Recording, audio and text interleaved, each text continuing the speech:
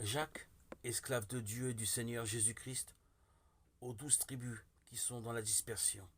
Salut. Jacques 1:1. Il n'y a pas de plus grande dignité, pas de plus grand privilège qui puisse être accordé à un homme que d'être appelé esclave de Dieu et du Seigneur Jésus-Christ. Servir sur la terre les intérêts de Dieu et du Seigneur Jésus-Christ est un grand honneur. Un seul a pu être appelé le parfait serviteur. C'est sur lui seul que l'Éternel attire l'attention lorsqu'il dit « Voici mon serviteur » Ésaïe 42:1. La question est posée ensuite. Qui est aveugle comme celui en qui je me confie et aveugle comme le serviteur de l'Éternel, verset 19. Ce parfait serviteur n'avait en vue que la gloire de Dieu. Il ne recherchait pas l'admiration des hommes, au contraire.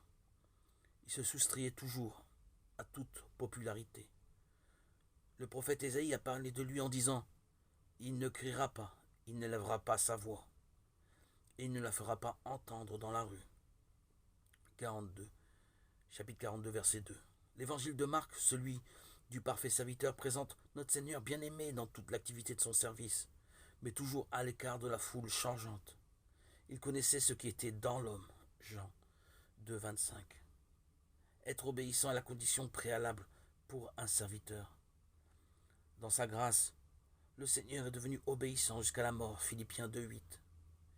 Il a dit par l'esprit prophétique « L'Éternel m'a donné la langue des savants pour que je sache soutenir par une parole celui qui est là. »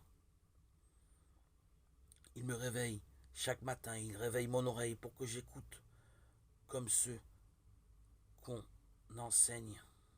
Ésaïe 54, verset 4. Toujours attentif à écouter la voix de celui qu'il était venu glorifier. Il a pu dire « Je ne fais rien de moi-même » Jean 8, verset 28. Il a dit également « Ma nourriture est de faire la volonté de celui qui m'a envoyé, d'accomplir son œuvre » Jean 4, 34. Ce sentier d'obéissance a pleinement glorifié Dieu. Et la voix du Père lui a été adressée par la gloire magnifique.